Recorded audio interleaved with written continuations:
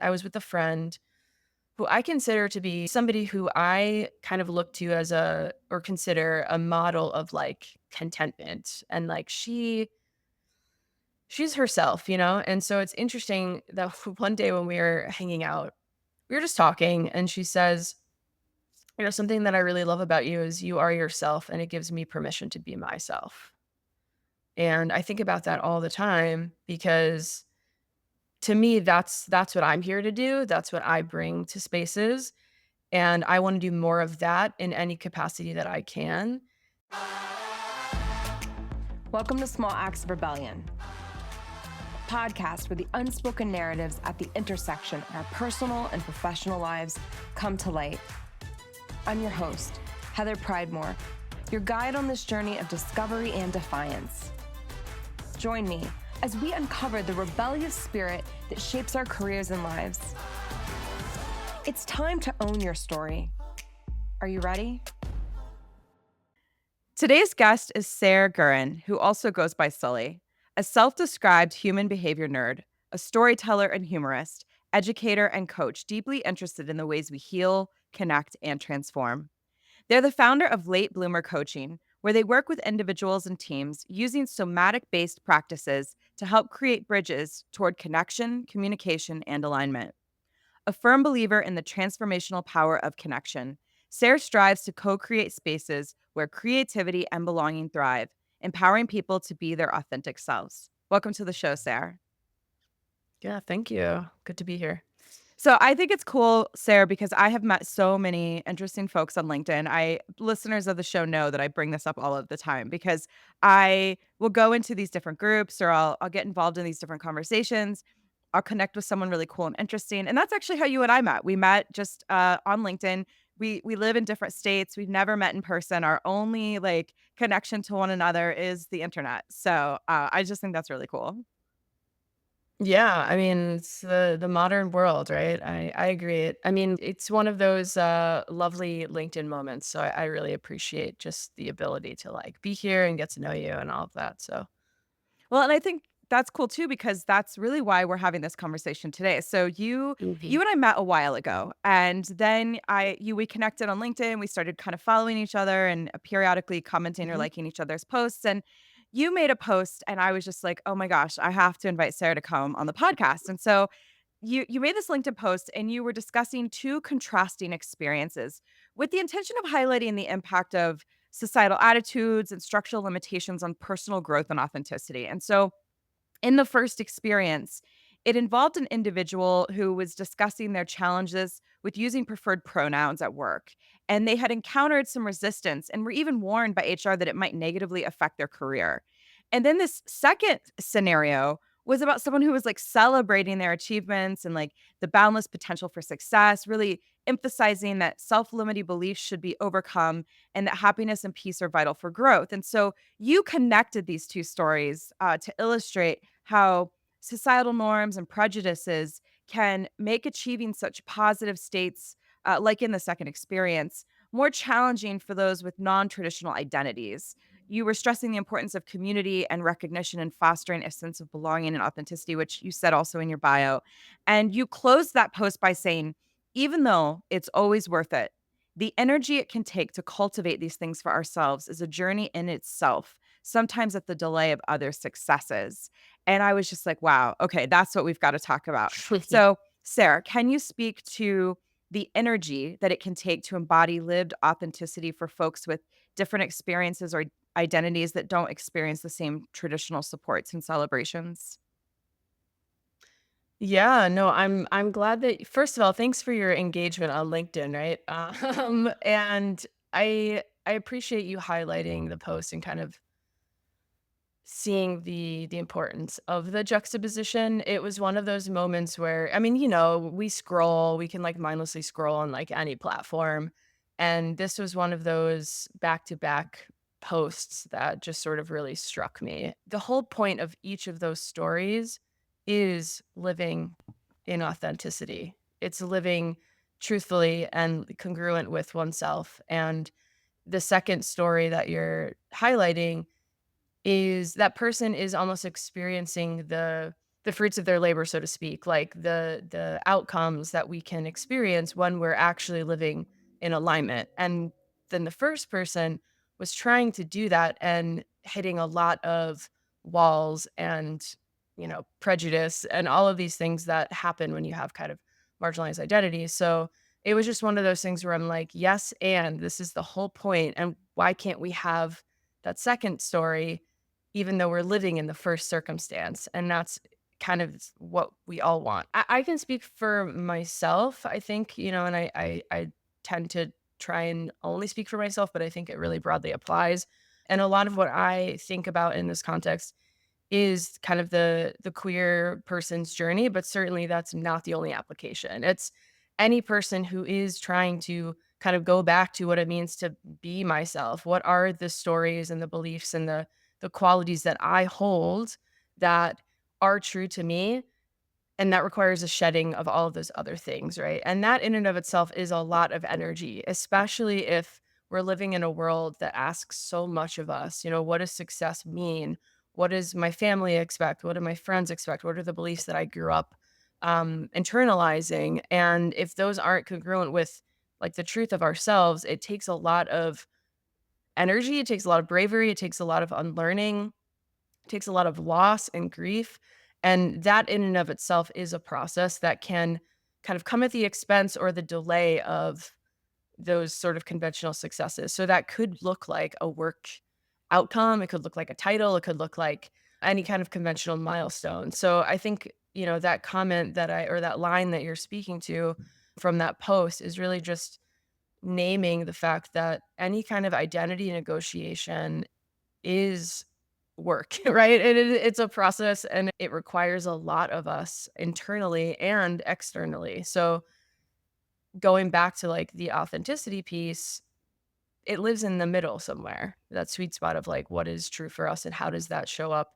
in our day to day, what we do for work, but maybe how we're living our lives. Even like I was listening to a podcast the other day talking about authenticity in the framework of just like people pleasing. Say a friend uh, asks you to go out or something, and you're beat from the day or whatever. And instead of being like, yeah, sure, you're just gonna say, no, I'm not up for it, right? And that's the truth of like how you're feeling versus I want to, not upset somebody. I want to be nice. Like those little moments also reflect that, and it does take energy because everything that we're learning about how to show up in the world is telling us, you know, the opposite of how we are maybe choosing to behave. So that's kind of what I mean by the energy that it can take. And certainly for me, so much of my experience, I kind of joke actually that being an adult is unlearning all of the things from childhood. Like the middle, there's the beginning part where you're just yourself. Like as kids, if you ever watch kids, they're just doing their thing. Like I have nieces and nephews and friends that have kids, and I love hanging out with kids because I can see like sort of that, like, truth happening. If you've ever seen kids just go up to each other, say hi, and start, like, playing, it's the easiest thing in the world, and it happens without any kind of weird judgment or, like, "Should I? Shouldn't I? What does this mean?" Right? And so there's this middle ground where we start to try to understand ourselves in the context of the world, in the context of our parents or friends, whatever, in the context of, like, what we should be doing, and that voice becomes our voice, but perhaps it isn't what we started out with. So a lot of the work that I've done personally and the work that I do with other people is just trying to get back to kind of the heart of ourselves, if that makes sense. That was a long-winded answer, but No, no, it's good. Sarah, I want to talk a little bit about like identity negotiation and like, you sort of Mhm, preface like you're coming at it more from like an LGBTQ perspective, but I mean, as a woman, I mhm, also recognize identity negotiation, especially in like male dominated environments and mhm. some of the things that we do. And so I'm just curious, like both from your personal experience and the work that you've done, how do you kind of see that, like, playing out for people? And do you have any, I don't know, recommendations for people who are trying to, get back to that center area that you talked about, that, like, authenticity? Yeah, I think I think it happens in and out of the workplace. I think when we, use the context of, being a woman in perhaps like male dominated spaces or even just what that means, right? And by that I guess I mean what is imposed on that identity. So I think talking about this in the workplace is very nuanced. It's kind of my favorite thing because it can be so complicated because the ways that we make it complicated and the systems that we live in and all of that. So I think it happens in both contexts. And I know a lot of what you talk about is sort of the intersection between the personal and like the work. And I agree with that. I guess I see it as sometimes it's the same circle, right? Sometimes it's a Venn diagram. And the way that we often approach these conversations or these identities is to have them as separate circles. And I think that is just not true, to be honest. So when we talk about things like shifting habits, shifting behaviors, all of these things, so there's kind of five systems working in tandem. So you have actions, right? Which we talk about like habit change. We have behavior, which is really just to create an emotional shift, right? Let's say I want to start running, which I would personally never do, but it's a thing that people do, right? I want to start running. Maybe that's ultimately to be a healthier person, right? So there's the identity piece that's like really underscoring that behavior, that action. But in the small moments, right? Like I'm going for a run that is in service of that identity shift, which may or may not be there for people, but for the sake of this argument, but if I'm saying I'm going on a singular run, that's gonna create an emotional shift. And then eventually those actions, if we stick with it, it's all in service of that identity shift. So I think that one of the limitations of sort of how we approach this is we become very fixated on the actions and the behaviors when really what we need to be focusing more on is the identity shifting piece of it and the identity negotiation piece of it. And so in the case of, like, my experience and sort of the specifically the identity negotiation pieces of it, there's a lot of, stories that go along with that. So I can give you an example, something that is a little pertinent to, like, my own journey. So for instance, let's say I identify leadership with certain qualities. Like, to be a leader means to be I'm gonna be a little hyperbolic here, right? But it's to be assertive. It's to be very decisive, to not be very empathetic. It's to take up a lot of space. It's to speak and not listen, right? It's sort of like we're seeing an undoing of like how we're thinking about leadership, right? With like these conversations around emotional intelligence and all of that, right? So if I'm seeing, leader equals these things, and then internally I'm also saying to myself, I am a sensitive person, I'm an emotional person, I'm a queer person, and I don't see leadership modeling those identities. There is a divide in what's happening between my identity and what I'm seeing modeled for me. So I'm already experiencing identity negotiations of what it means to be, a person with those qualities in the workplace or a queer person in the workplace where maybe I'm the only person historically or something like that, right? So that's its own kind of experience happening. But I'm also superimposing that identity onto what it means to step into, in this example, leadership. And because there's a division between what I'm experiencing, i.e., what my truth is, and what the quote truth of that experience, that identity is, there's an incongruence there. And so for me to be able to step into leadership in this example, or to maybe be more visible, to take on more things, to have more impact, I need to start to create a bridge between what I'm experiencing, what is true for me now, and what I'm seeing as the truth of this example, right? So I think we're all doing identity negotiations all the time, but I think one of the issues with, quote, living authentically is that we're listening to the wrong things, perhaps, or we're not listening to the things that are true for us that are maybe buried underneath all of these stories and these identities that we've imposed on ourselves. And instead, we need to start kind of wrestling with what those are and what those mean and how they show up and start to ask ourselves like what is actually the truth of those experiences or those identities or those labels where we like the labels, right? We like the boxes and we want to understand ourselves, we want to understand each other. And there's a need for that, right? Like, it's in service of something. However, that's also what gets us in trouble and can create a lot of rigidity when we're trying to do these, like, new negotiations. Like, it's a very messy process. It's very sludgy, it's very uncertain, it's very nebulous, and because we crave certainty, it's easy to kinda stay in what's known and what's familiar versus stepping into what's unknown, what's confusing, and then kind of, like, create the new thing for ourselves. When you were talking about identity negotiation, you mentioned a couple times identity shifts. And this was actually something that you and I have talked about before. And Mhm. I find it really an interesting concept because when you and I were talking about it, you mentioned to me that identity shifts can also be tied to functional shifts. And, that's not just workplace related, right? I think about, for example, when I became a mom, that in a lot of ways was a functional shift that also impacted my identity. And so I just would like you to speak a little bit more about how you see these concepts of identity shifts interacting in like personal and professional contexts, how you see them playing out. Yeah, I mean, that's a great example. When I work with folks who do become moms, right? That's something that comes up a lot, like, the the grieving of a former identity, in many ways, right? Like, I don't know if that's how you might experience that or can relate at all, but I think anytime there's a shift, there is it's not necessarily a loss, right? But there's you have to let go of something in order to become something new. And that's not an easy thing to do, right?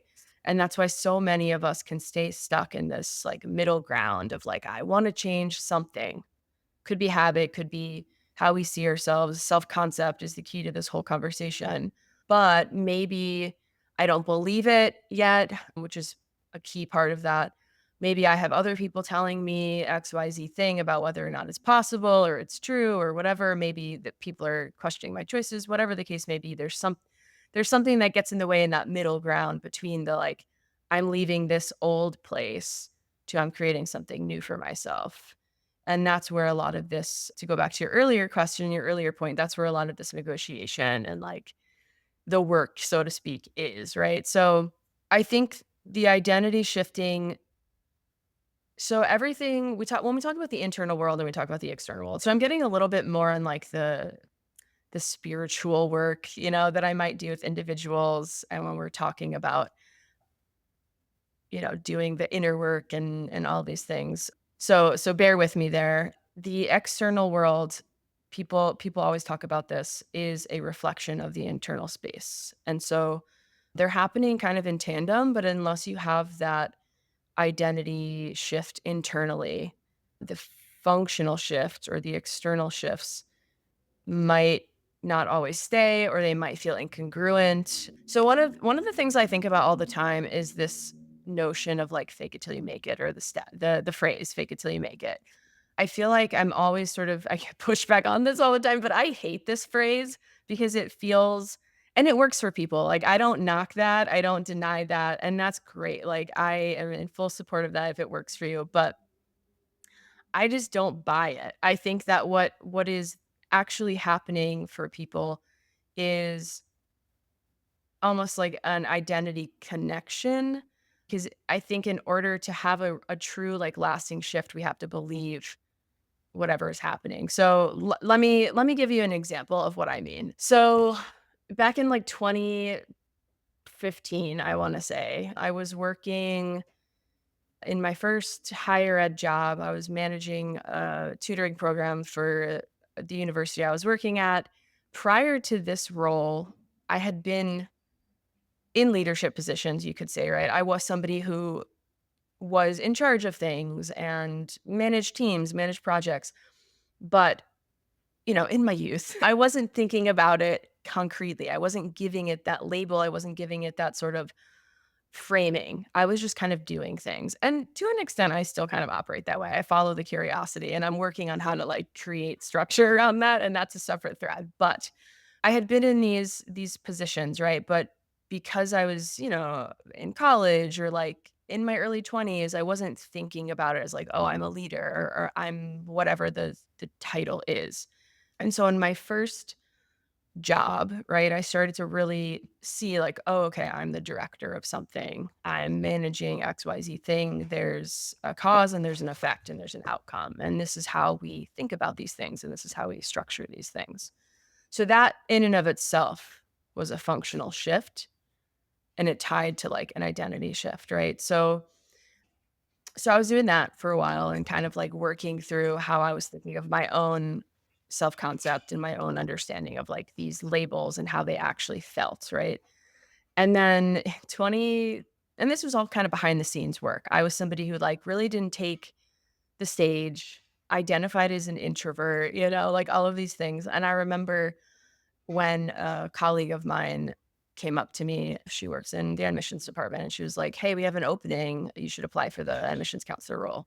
And I kid you not, my first thought when she said this to me, I don't know if I said it back to her, if it was just in my head, but I think my first thought was something like, "Oh, those are the kinds of jobs for extroverts that people like right away." Like that's an extrovert job. That's for somebody who's like showy and that's not me, right? So I had to wrestle with that, and eventually I came to the conclusion that I was like, "Okay, I'm gonna apply for it." And to this day, that was one of my best jobs in the sense that it was aligned. I had a lot of growth, and I had a lot of my own identity shifts there that led to a functional shift. So what I mean by that is I started that job thinking, "Oh, I'm an introvert. I don't like to public speak, for instance. I don't like to do that." Thinking about that now is hilarious to me because I love talking. I love being on stage, so to speak, and I really enjoy being in a role or a space that's visible. I love connecting people. I love understanding people, both in the one-on-one and like the small spaces, which is kind of where I had been living prior to that, and kind of as somebody who's known, who is seen in a different way. So I went into that role thinking something about myself and having to, like, step into a new role, and I had to do the thing first. And while I was, like, actually doing my job, right, I had to start to see myself differently.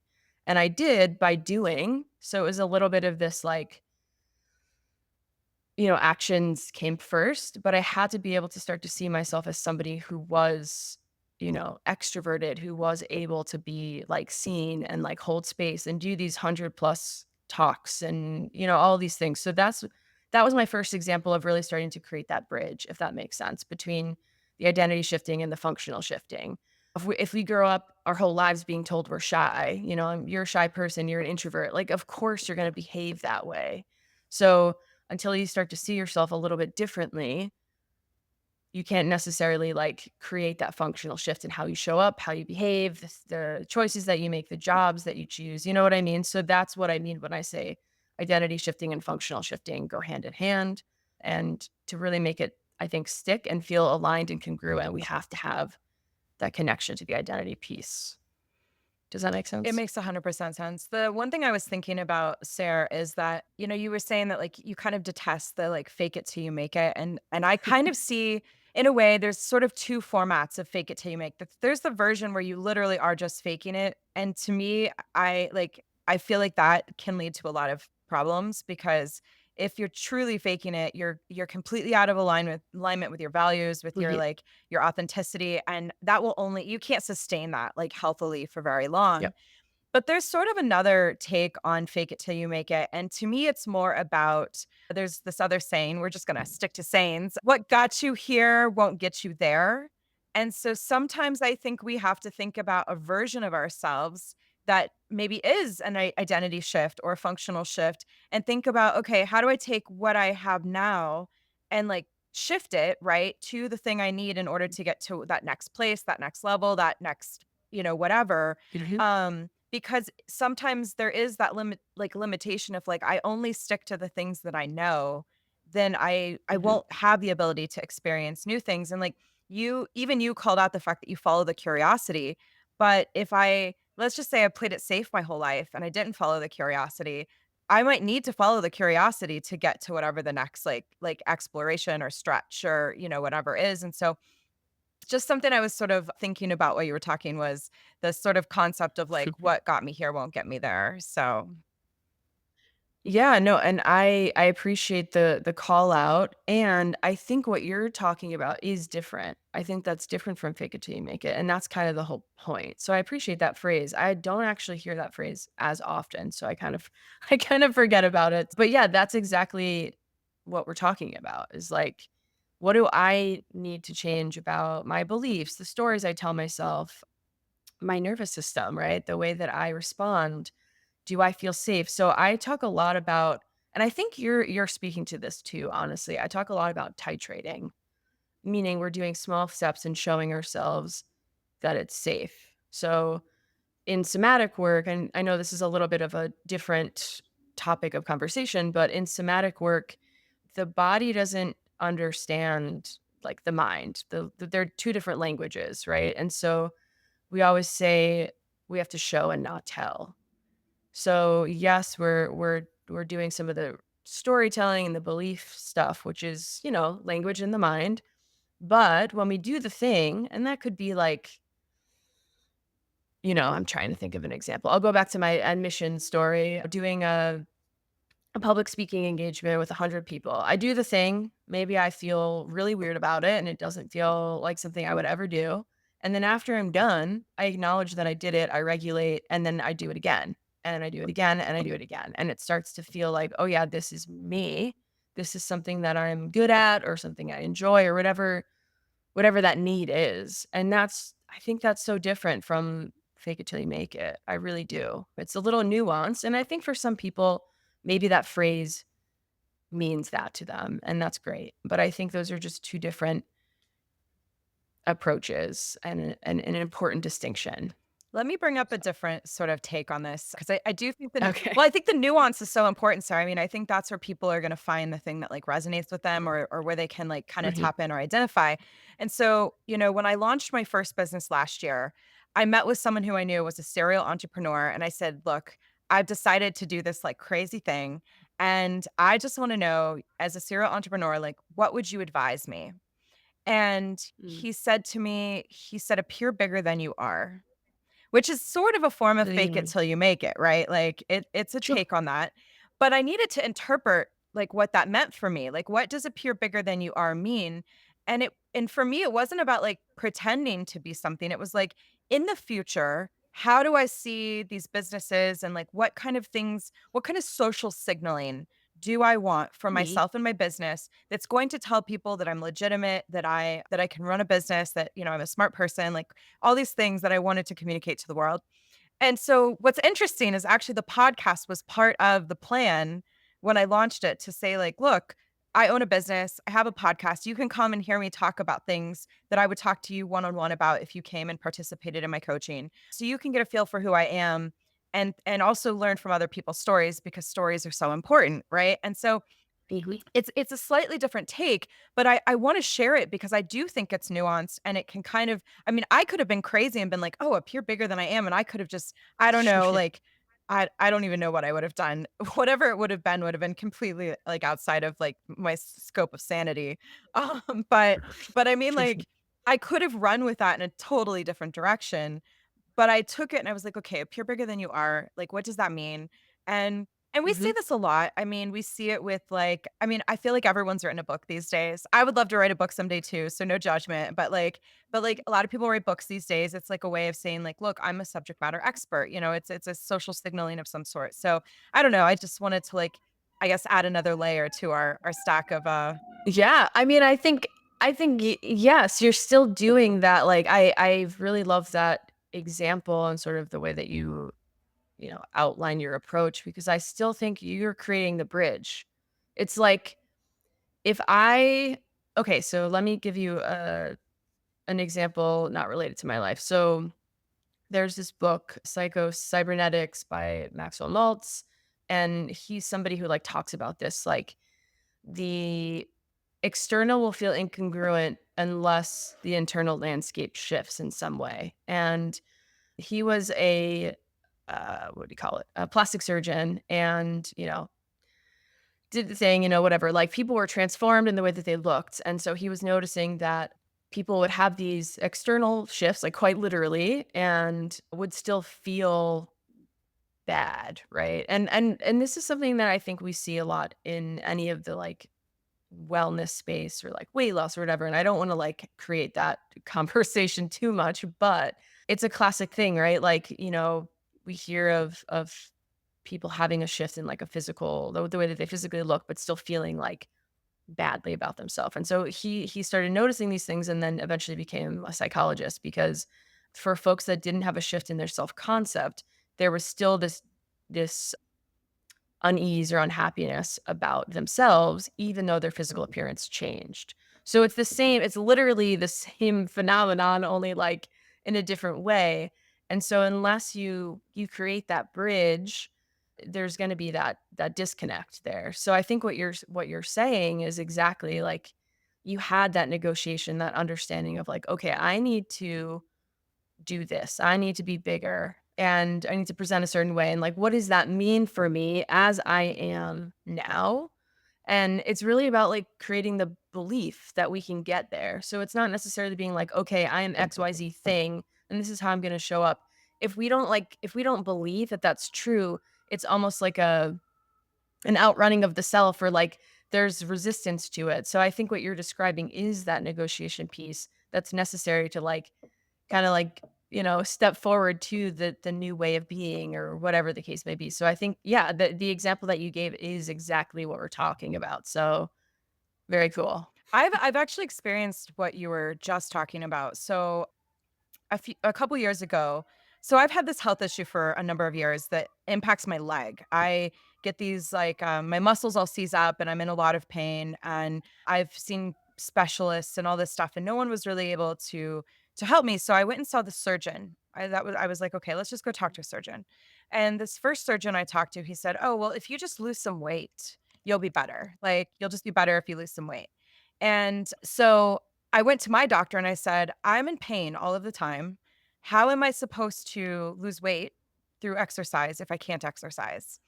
And Shitty. admittedly, this was before the whole world was taking Ozempic, but they were like, "Hey, we're gonna put you on this injection called Ozempic, and you'll just do this until you hit the weight goal, and we'll see if that fixes your problem." And candidly, I actually didn't think losing weight was gonna fix the problem, but I did wanna eliminate it from the list of potential, like, health-related Sure. issues.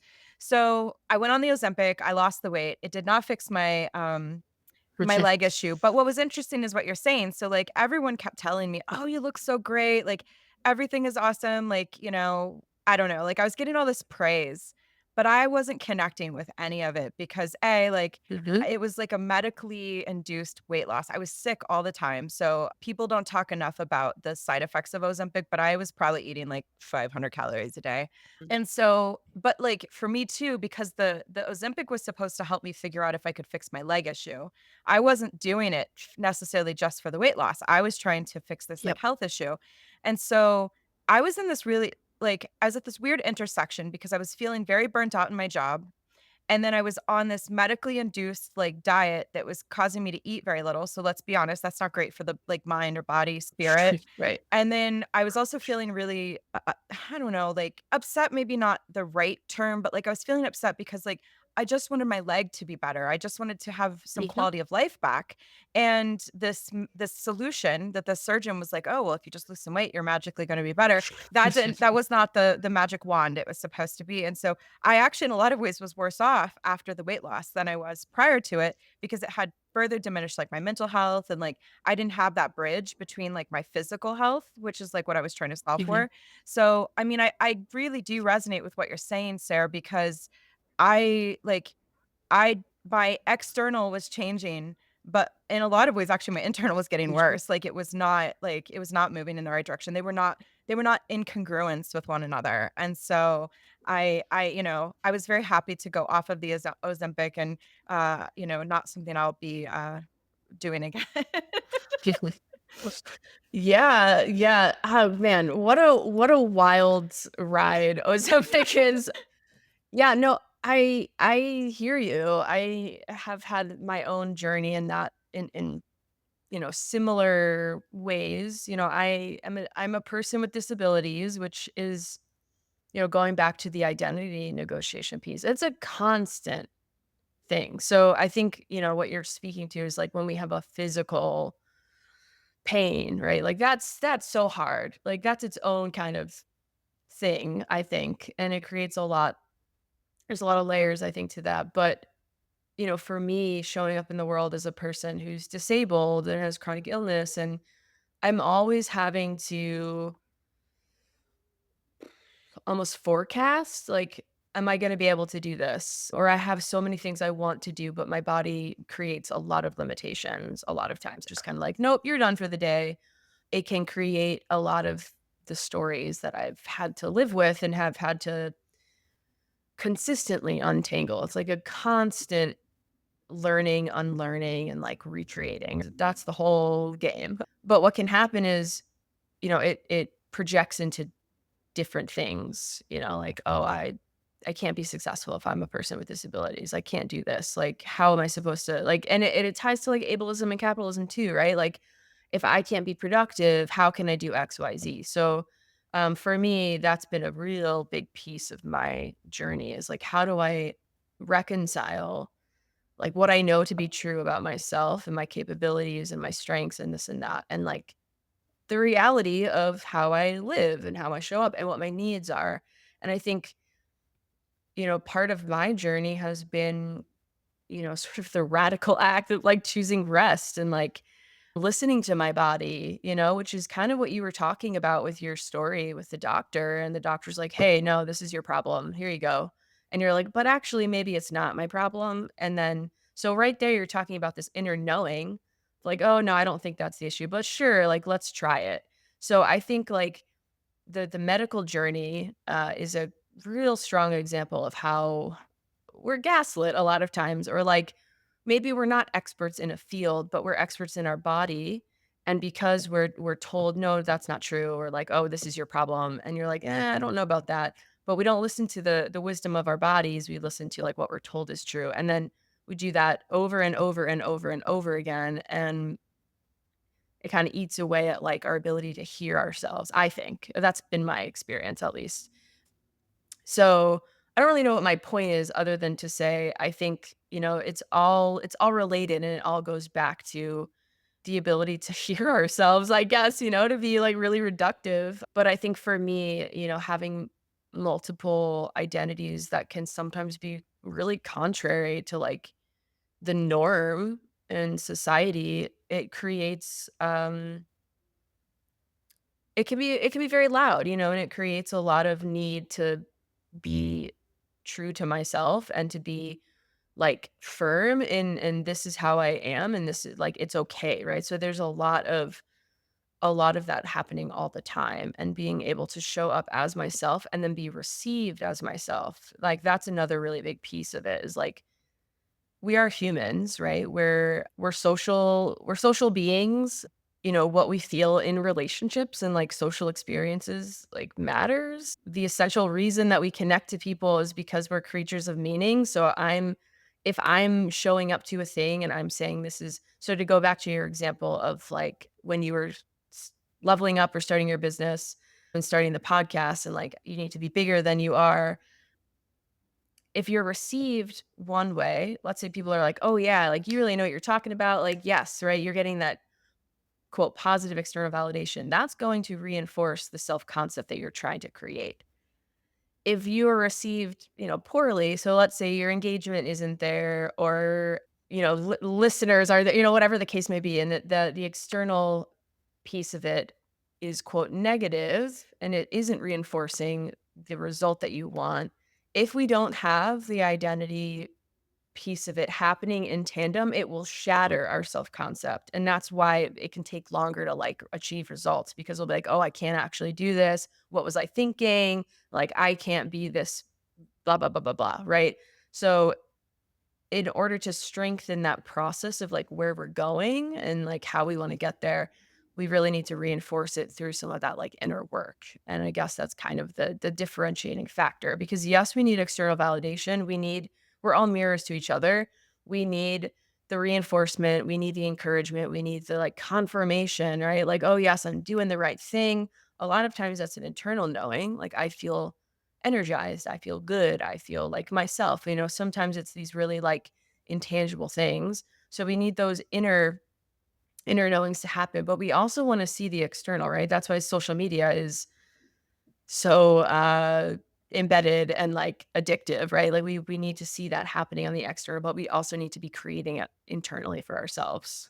I'll just add one more sort of anecdotal note to all of that is that it's interesting too, because when I launched the podcast, it was for very practical reasons.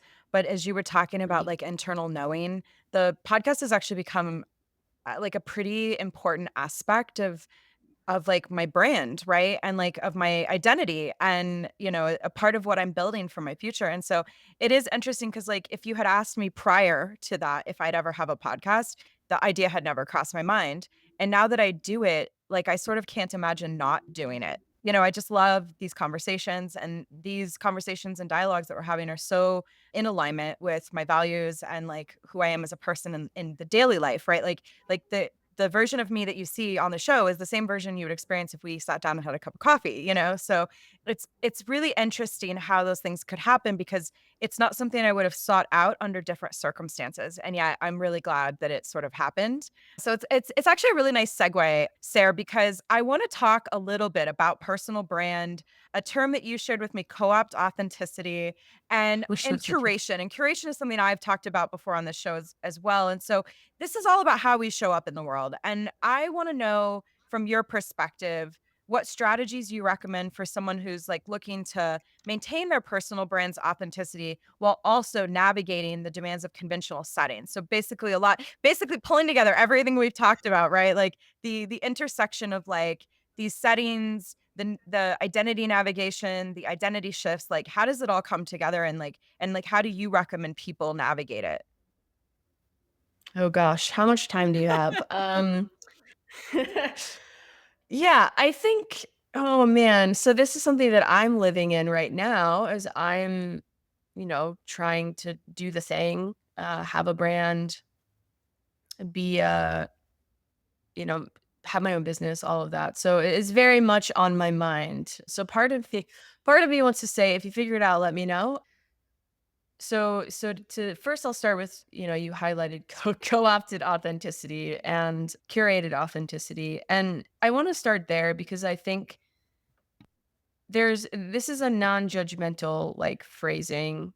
There's no there's nothing bad per se about doing this because we as much as we want to be authentic, and I think that's really important. We're also, we were born as these little like squishy things that needed protection. And in the sort of somatic and trauma world, like Gabor Mate talks a lot about attachment versus authenticity.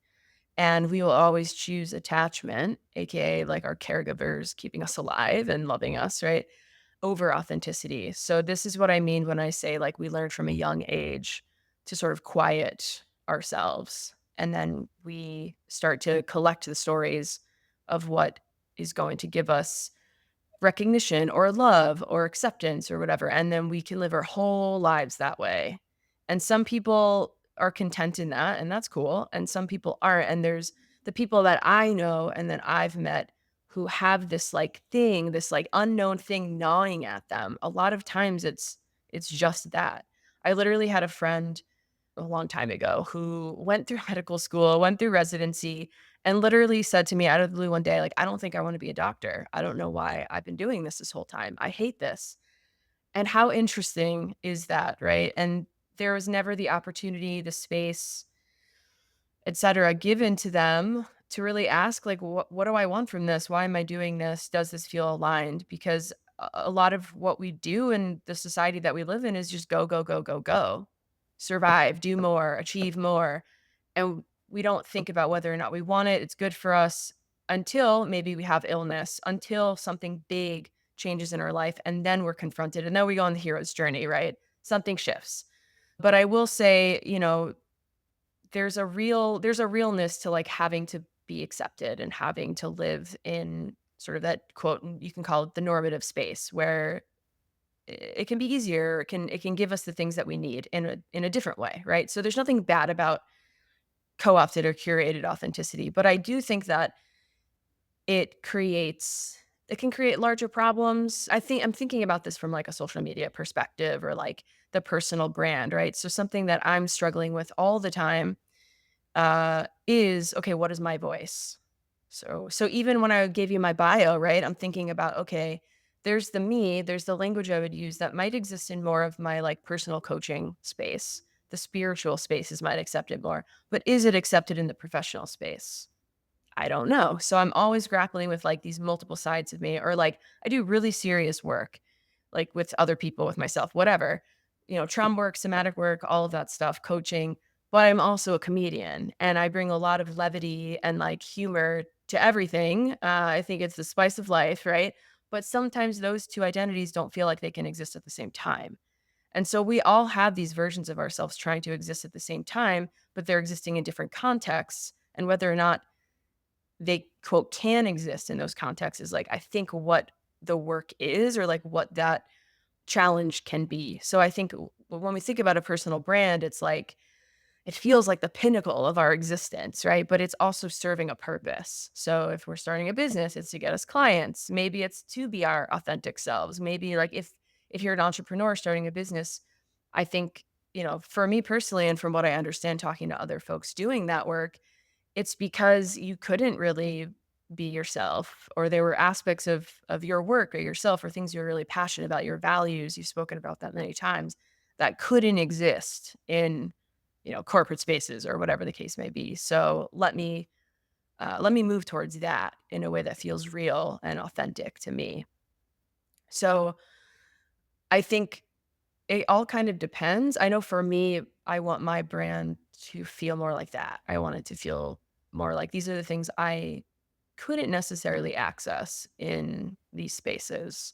So how can I create that and how can I help other people do the same? One of the things that I think about all the time, and I would argue it was one of those moments that was like, you know, game changer moments for me. And it was really simple and not work related at all, but it was just I was with a friend who I consider to be, one of this. I don't know if you have friends who are like this, but she's somebody who I kind of look to as a or consider a model of, like, contentment, and, like, she's herself, and so it's interesting that one day when we were hanging out, I don't know, I think we were, like, at a picnic or something random.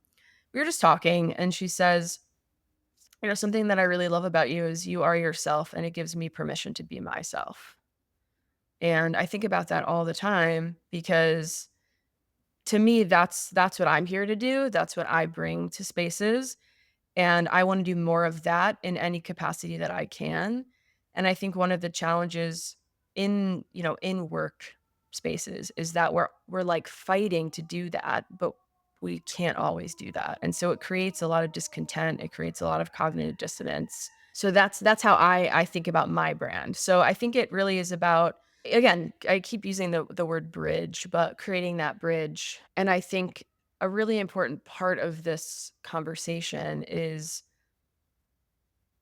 on the flip side, I have friends telling me, or like coaches or mentors or whoever telling me, you don't have to give them everything, think about what you want to show them and show them that, right? So it's almost like getting really clear on what you stand for, what you're about, and then how does that show up in different contexts? Like, what do you want to bring to the table in this space versus this space?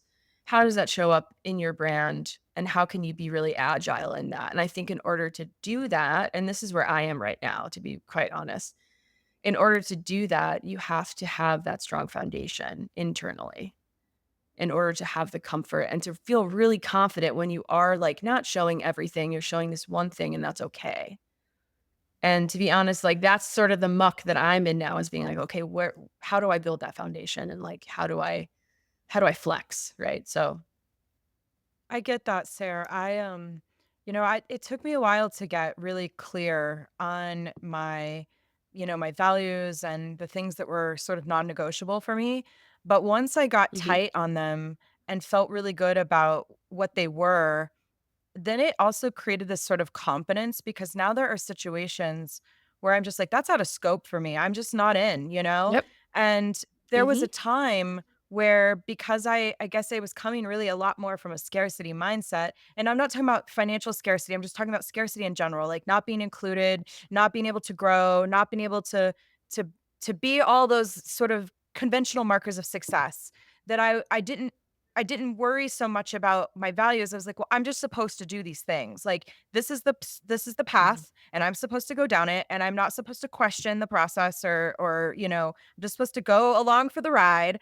And and that was really it got to a point where I mean, I did it for a long time and it was fine and then all of a sudden one day it was not fine anymore, and it wasn't sinking. And so now it's such an interesting place to be, to have a higher level of clarity of myself so that when I am in a situation that doesn't feel congruent, I can say, you know what, this isn't for me. It might be for someone else, and that's okay, but like this isn't for me.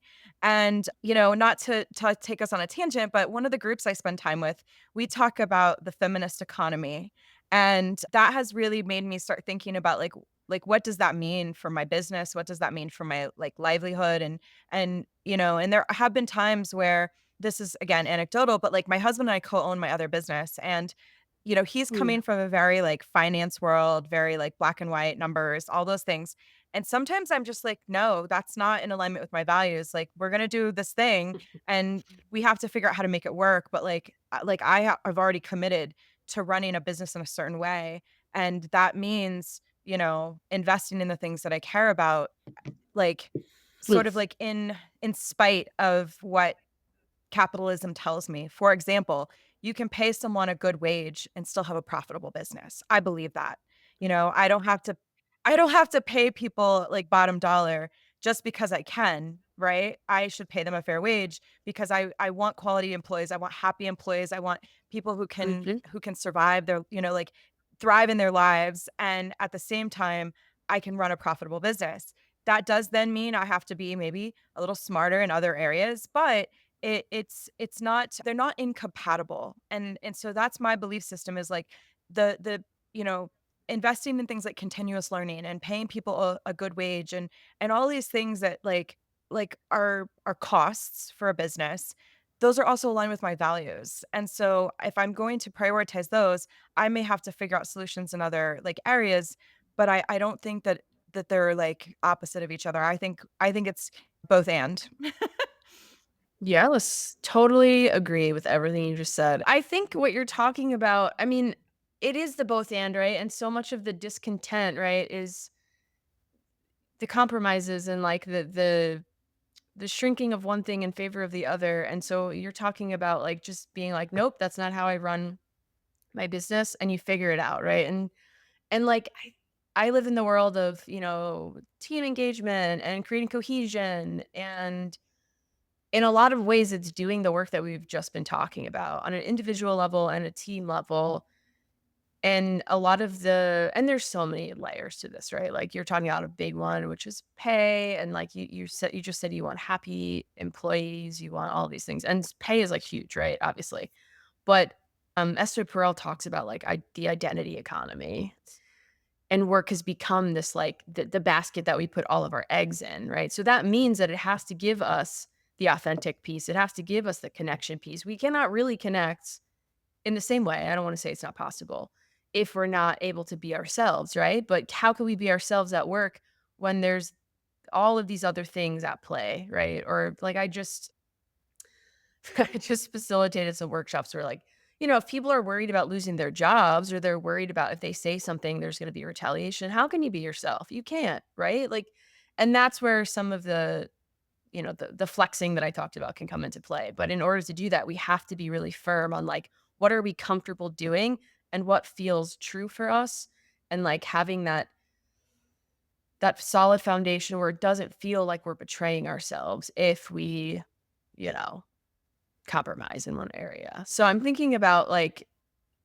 I work at a coffee shop part-time while I'm like doing this whole, being my own boss sort of thing. And it's funny to me that it's one of the I'm gonna write a whole like article about all of the observations that I've seen, because in my opinion, this experience has been the corporate experience. However, it's almost more honest about the things that we talk about, right? Like one of my favorite things about being a consultant is I don't have to sugarcoat it. I don't have to, and obviously there's nuance and you have to be able to speak the same language and all of that. but my job is to be in service of like your best interests, your staff's best interests, whatever the goals are, right? And if I'm like placating and being like palpable, this is another thread. Sorry to like go all over the place. This is another thread that I think instead of authenticity, we're choosing palpability. What is the most digestible version of myself? And that feels really bad sometimes, right? And it creates a lot of unrest internally.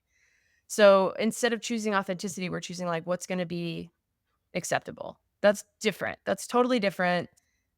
It gives me the ick, as the kids would say, right? And I think that's sometimes what we have to do, and that's like the very like heart of the challenge that we're talking about. But anyway, so in this coffee shop environment, like it's been so fascinating because I'm experiencing what you just described. Like, yes, I'm a barista, right? And like people can like turn their nose up at service work and all of that. But everything that I'm experiencing is the same thing I would experience in a corporate environment, but there's no like pretense, there's no buzzwords. It's just like the truth of what's happening. We are social people showing up together in a space with goals and work to do. And how do we navigate conflict? How do we navigate urgency? How do we navigate team dynamics and communication rifts and all of these things? People wanting to be seen by leadership, like the hiring process, the compensation. I'm fortunate enough, this is one of the only examples. This is one of the few examples where I'm seeing like integrity lived. The words match the action. And it's been such an interesting experience for me after like multiple layoffs, multiple like spaces that say one thing and do the other, even though we're also in the business of teaching people how to do the thing and say the thing, which it creates talk about cognitive dissonance for me. So it's been just really interesting to see like business owners creating a space that is, built on integrity and built on values. And like, yeah, there are certainly like problems. I'm not saying it's like a magical land, even though it is coffee. So it kind of is a magical land. But it's just been such a fascinating like case study almost of like what happens if we're able to really just strip down the nonsense?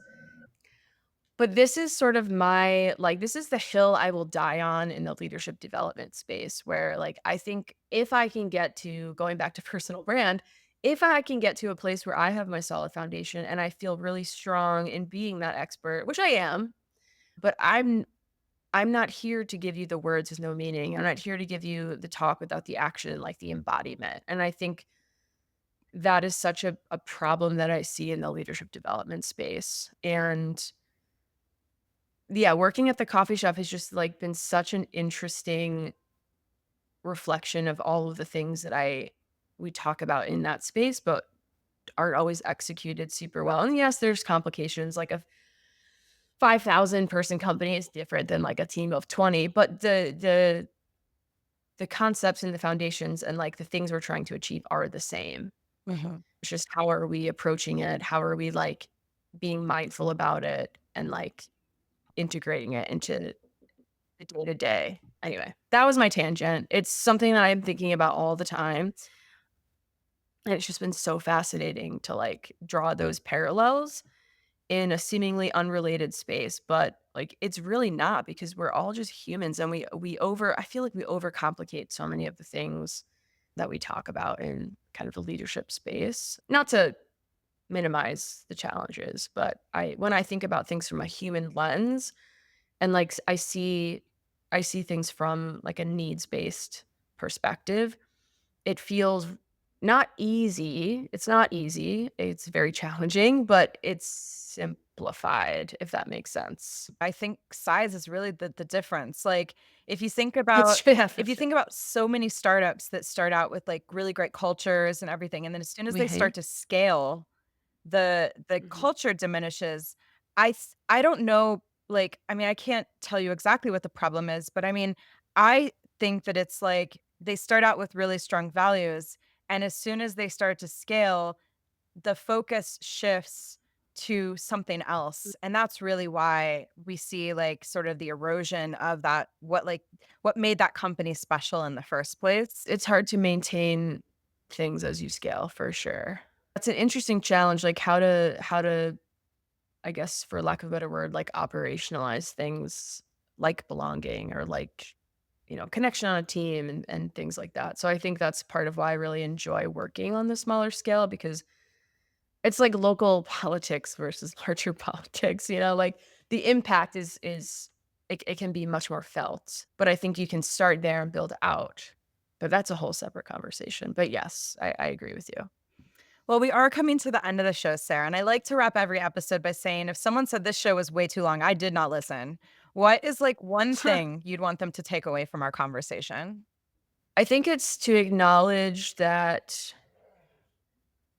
the work that needs to happen with some of the shifts we're talking about, whether it's achievement or like how you see yourself changing, feeling better, whatever the case may be, to acknowledge that the getting there part is going to feel pretty uncomfortable. And if you're in that space, you're on the right track.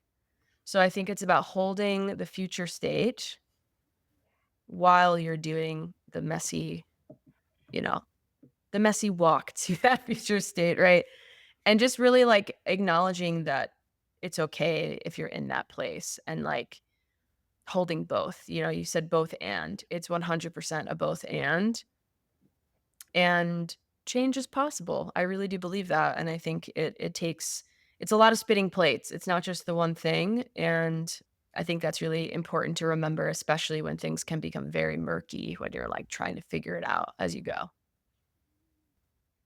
I love it. I love it. Sarah, thank you so much for being on the show. This was such a great Yeah, thank conversation. you. I enjoy every time we connect, and so, I knew I had very high hopes for this, episode, and you did not disappoint, so thank you. Great. Yes, of course. Thank you. I really appreciate it. If you enjoyed this episode and are seeking to redefine success on your own terms, subscribe to Small Acts of Rebellion and join a community that celebrates authenticity and personal growth.